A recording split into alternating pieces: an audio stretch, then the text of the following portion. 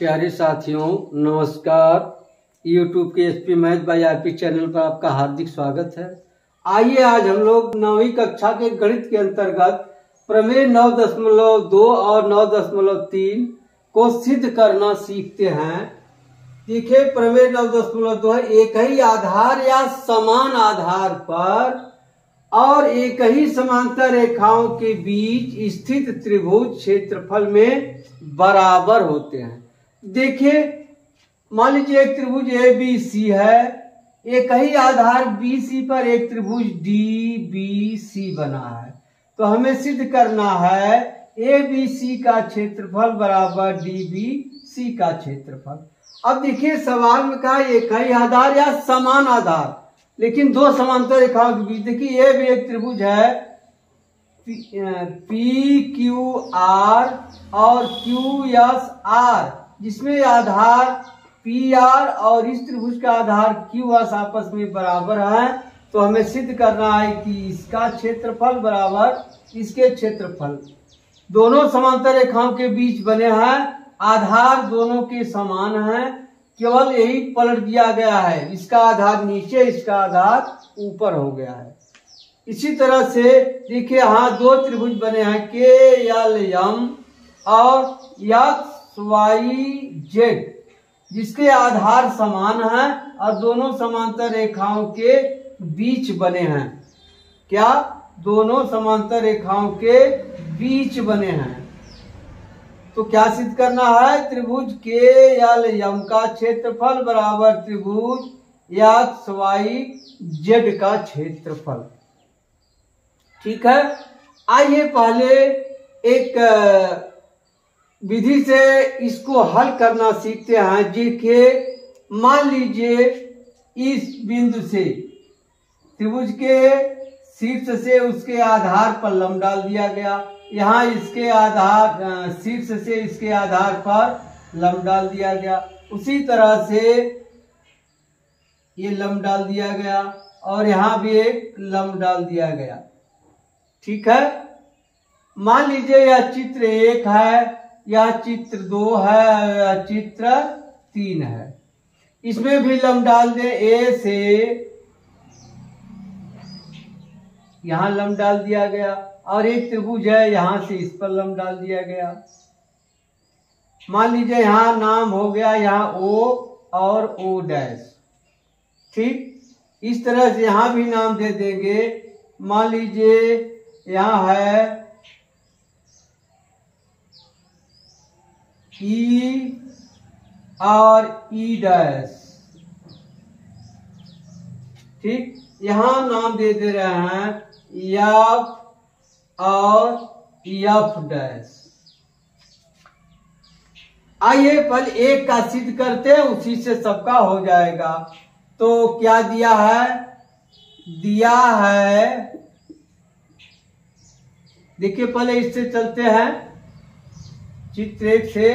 क्या चित्र 1 से दिया है ABC और DBC आधार या समान आधार लिख लीजिए, समान आधार BC और एक समांतर रेखा के बीच स्थित हैं। क्या दिया है, ABC और DBC, ABC और DBC समान आधार BC और एक समांतर रेखा के बीच स्थित हैं। तो हमें सिद्ध करना है कि, तो हमें सिद्ध करना है कि, क्या सिद्ध करना है, क्षेत्रफल ABC बराबर क्षेत्रफल DBC। ठीक, अब हम जानते हैं क्या त्रिभुज का क्षेत्रफल बराबर होता है आधार गुणे ऊंचाई बटे 2। यदि आधार मालूम हो और ऊंचाई मालूम हो, यानी एक आधार मालूम हो और आधार पर शीर्षलंब मालूम हो तो उसका क्षेत्रफल निकाला जा सकता है। अब शीर्षलंब देखिए क्या किए हैं, ए से BC पर AO लंब खींचा गया है। तो हम लोग जब लंब खींचे हैं तो इसमें रचना के अंतर्गत लिख लें, रचना क्या लिखेंगे, ए से ए तथा बी से, ए तथा डी से, साथ लिख दे, ए तथा डी से BC पर लंब AO तथा DO डैश खींचा। रचना हो गया। अब आ जाइए उत्पत्ति पर या प्रूफ पर या प्रमाण पर। अब देखिए एरिया त्रिभुज ABC का क्षेत्रफल त्रिभुज ABC क्या होगा, आधार, आधार क्या है BC गुणे ऊंचाई क्या है इसकी ऊंचाई AO बटे 2 या 1/2 लिख दीजिए, ये हो गया। अब आइए आप देखिए 1/2 तो है BC, इस त्रिभुज का भी आधार BC है तो यहां BC लिख दें, गुणे AO बराबर DO डैश के होगा। क्यों DO डैश के होगा, DO डैश क्यों होगा, हम जानते हैं कि, या आप लिख लीजिए, हम जानते हैं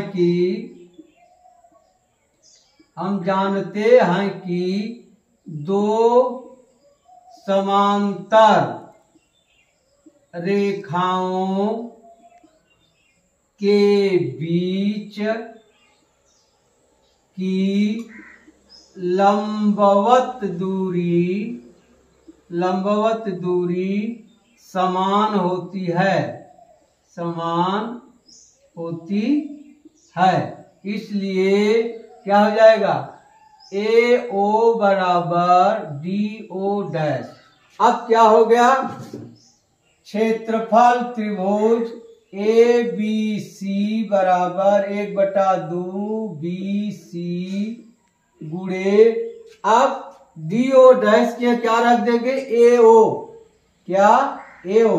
अब देखिए 1/2 आधार गुणे ऊंचाई बटा 2 क्या हो गया 1/2 आधार गुणे ऊंचाई बटे 2। देखिए हाँ DO डैश तो लिखा गया था, यहाँ लिख दे DO डैश। अब यह किसके हो गया क्षेत्रफल एरिया या DBC, यही सिद्ध करना था। अब इसमें आइए देखिए क्या होगा, आधार गुणे ऊंचाई यानी PR गुणे QE बटे 2।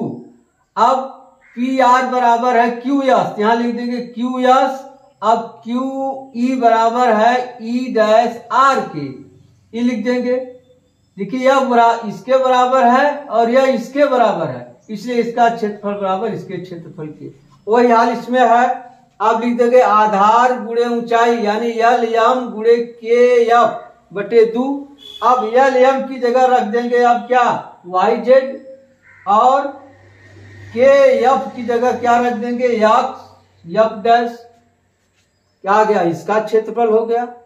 ठीक इस तरह से आप निकाल लीजिएगा। यदि कोई समस्या हो तो आप ये नंबर लिखा है, आप फोन करके समस्या समाधान पा सकते हैं। आइए आप देखते हैं प्रमेय 9.3।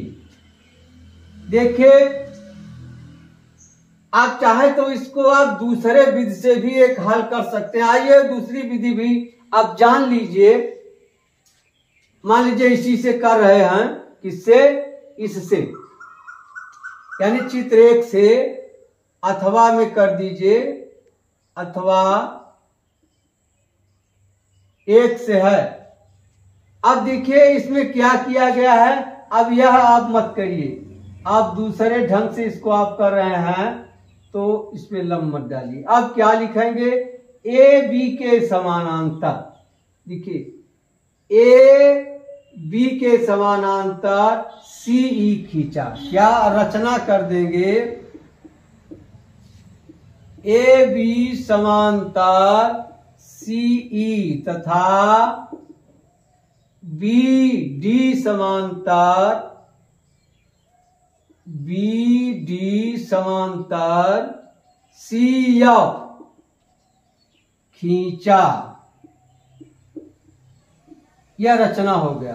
अब आप देखिए ए B C E, A B C E तथा D B C F, D B C F समांतर चतुर्भुज हैं, समांतर चतुर्भुज हैं जो एक ही आधार और एक समांतर रेखा के बीच स्थित हैं। क्या ए बी सी ई, देख लीजिए ए B C E, A B C ई और डी बी सी एफ एक ही आधार और एक समांतर रेखा के बीच स्थित हैं। ठीक, इसलिए क्या होगा, area A B C E बराबर area D B C F हो गया। अब आप इसे चाहे तो संबंध एक मान लीजिए, ठीक है।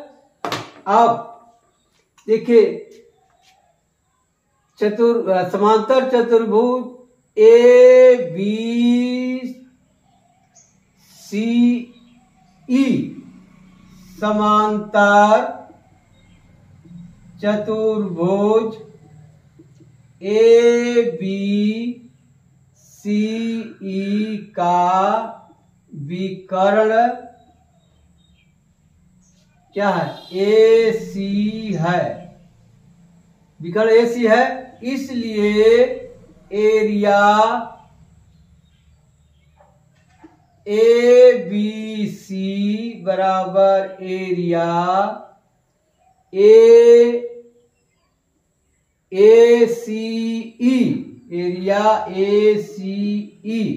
क्यों, ए बी सी बराबर एरिया ए सी ई क्यों है, हम जानते हैं कि समांतर चतुर्भुज के विकर्ण, चाहे तो लिख लीजिए, हम जानते हैं कि समांतर चतुर्भुज के विकर्ण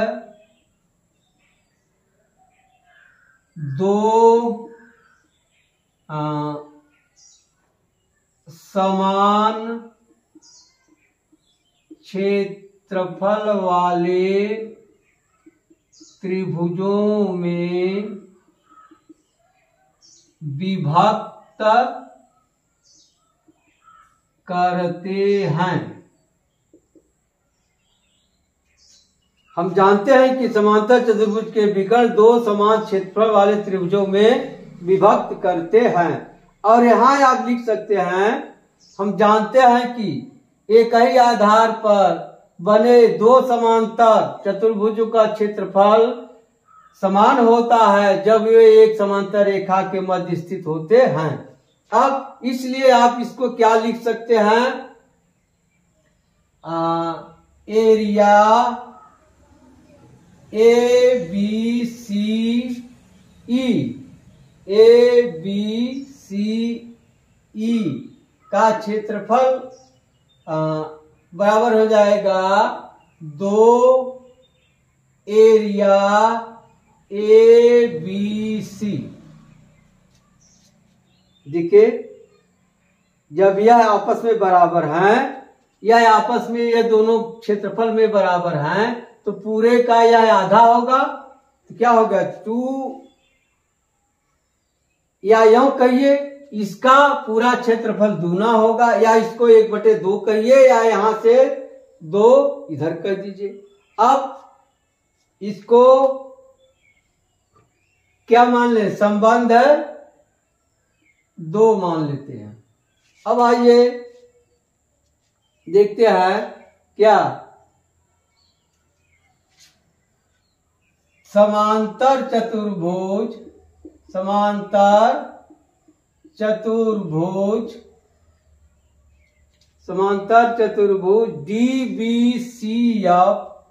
DBCF का विकर्ण क्या है, CD है। इसलिए एरिया त्रिभुज हो जाएगा DBC बराबर एरिया DCF। अब इसी को उसी तरह लिख सकते हैं क्या, एरिया DBCF बराबर हो जाएगा 2 एरिया क्या DBC।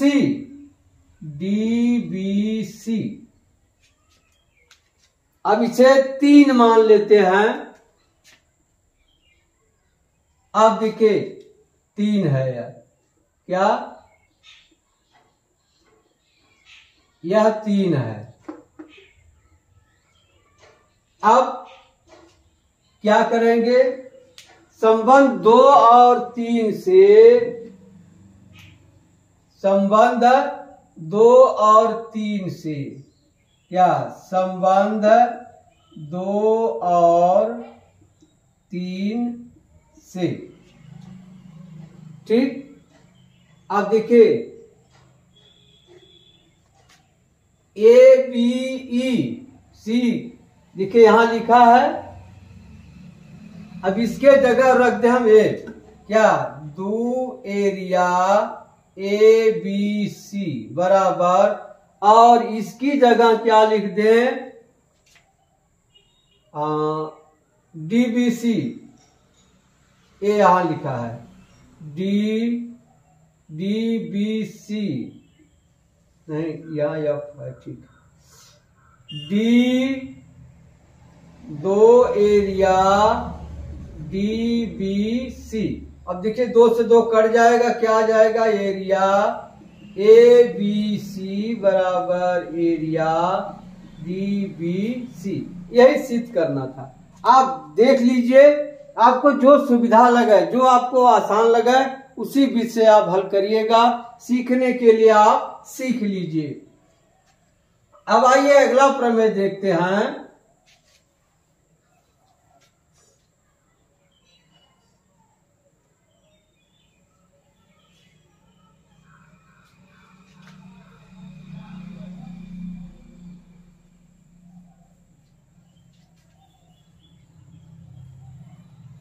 अगला प्रमेय देखते हैं क्या है, एक ही आधार या समान आधार वाले बराबर क्षेत्रफल वाले त्रिभुज एक ही समांतर रेखाओं के बीच स्थित होते हैं।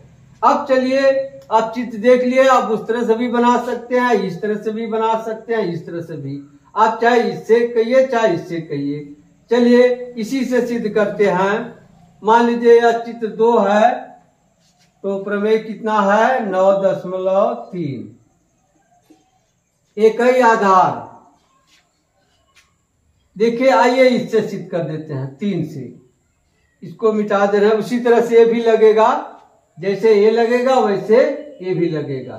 क्या है, इससे आइए देखते हैं, इससे चित्र 3 से, क्या चित्र 3 से दिया है त्रिभुज KLM और XYZ समान आधार, अब समान आधार में लिख दीजिए यल यम बराबर वाई जेड, यल यम बराबर वाई जेड, और एक समान क्षेत्रफल के हैं। तो हमें सिद्ध करना है कि, तो हमें सिद्ध करना है कि, क्या सिद्ध करना है? के एक्स समानांतर यल जेड, यल जेड, क्या सिद्ध करना है? के एक्स समानांतर यल जेड। ठीक है, अब आइए देखते हैं प्रूफ में या उत्पत्ति में, या रचना पहले कर लिया जाए। क्या रचना, क्या करेंगे? के से यल जेड, के से तथा एक्स से यल जेड रेखा पर लंब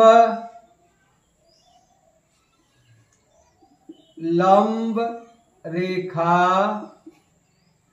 के एफ और एफ डैश खींचा, या इसे शॉर्ट में लिख सकते हैं के एफ लंब यल जेड और एफ डैश लंब यल जेड। ठीक, अब आइए क्या देखते हैं? उपपत्ति, उपपत्ति में क्या दिया है? क्या दिया है? यल यम बराबर वाई जेड, ठीक, और के एफ बराबर x F dash, x F dash क्यों बराबर है? आप चाहे लिख सकते हैं। हम जानते हैं कि दो समांतर रेखाओं के बीच की लंबवत दूरी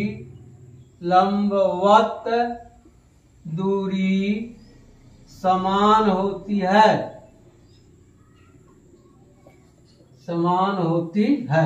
इसलिए क्या हो जाएगा? इसलिए के एफ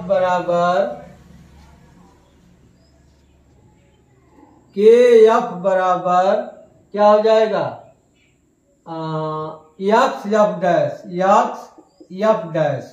हाँ, एक चीज ध्यान दीजिए, रचना तो हम लोग यहाँ कर लिए, लेकिन देखिए जो त्रिभुज दिया है इसका इससे मिला नहीं है, तो रचना में एक लाइन बढ़ा लेंगे। क्या? के को एक्स से मिलाया, के को एक्स से मिलाया, के को एक्स से मिलाया, क्योंकि सवाल में दिया नहीं है। अगर यह होता तो ठीक है। देखिए इसमें कोई शीर्ष, त्रिभुज का कोई शीर्ष उभयनिष्ठ नहीं है। अब यह हो गया आपका बराबर। अब आइए लेते हैं चतुर्भुज के एफ डैश एक्स में। देखिए के एफ बराबर एक्स एफ डैश, के एफ बराबर एक्स एफ डैश और के एफ समानांतर एक्स एफ डैश क्यों बराबर होगा, समांतर होगा, यहां लिख देंगे क्योंकि हम जानते हैं कि किसी रेखा पर दो लंबवत रेखाएं परस्पर समांतर होती हैं। अब देखिए दो रेखाएं बराबर हैं और समांतर हैं। अब लिख देंगे इसलिए चतुर्भुज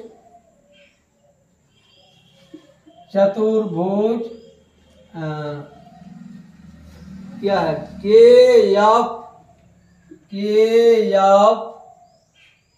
एफ डैश एक्स एक समांतर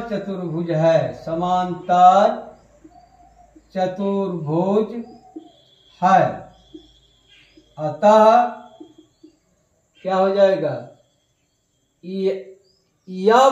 एफ डैश समानांतर के एक्स, या एफ डैश देखिए इसी रेखा पर है तो आप लिख सकते हैं एल जेड समानांतर के एक्स। ठीक, आप देखिए इस तरह से आप देख लिए। आप अन्य विधि से भी लगाइएगा, यदि समस्या होती है तो आप संपर्क करिएगा। अब मिलते हैं अगली वीडियो में, तब तक के लिए धन्यवाद। जय हिंद, जय भारत।